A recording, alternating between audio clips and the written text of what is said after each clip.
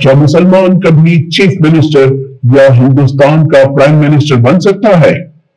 महाराष्ट्र में A.R. अंतुले, जिन्होंने 1982 में इस्तीफा दे दिया था, वो जम्मू व कश्मीर के अलावा मुल्क के आखिरी मुस्लिम वजीर आला थे।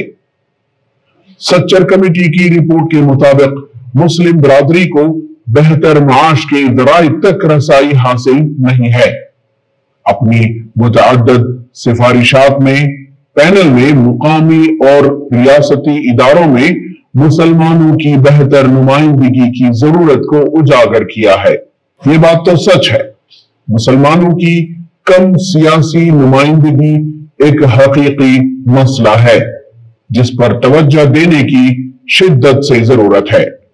ऐसे वक्त में जब CM इब्राहिम ने वजीर आला बनने की ख्वाहिश जाहिर की तो इतना बड़ा बवाल क्यों खड़ा किया गया? क्या एक मुसलमान के चीफ मिनिस्टर बनने की ख्वाहिश का इजहार करना गुनाह है? HD कुमारस्वामी ने कहा कि इनकी पार्टी हर फर्द के लिए खुली है और जात पात की बुनियाद पर इम्तियाज नहीं करती। हमारी पार्टी सबके लिए खुली है और हम सब की राय सुनते हैं। CM इब्राहिम वजीर आला क्यों नहीं बन सकते?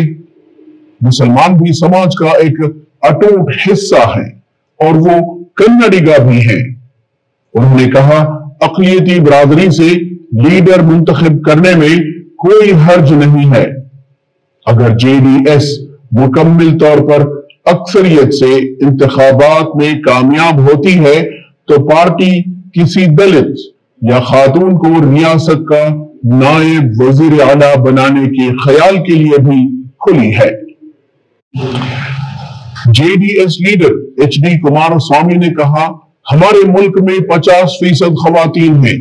मेरा ये तबसरा रियासत की खवातीन के हुकूक के तहफ़्फ़ुज़ के लिए है और इसलिए हम नायब वजीर आला का ओहदा किसी खातून को सौंपना चाहते हैं।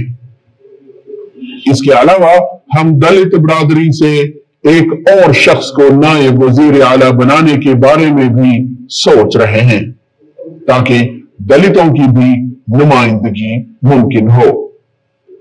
अगर आपने चैनल को सब्सक्राइब नहीं किया है तो जरूर सब्सक्राइब करें, बेल आइकन भी प्रेस करें ताकि खबरें आप तक बर वक्त पहुंच सकें। मजीद अपडेट्स के लिए आप व्हाट्सएप ग्रुप भी ज्वाइन कर सकते हैं, लिंक डिस्क्रिप्शन में मौजूद है।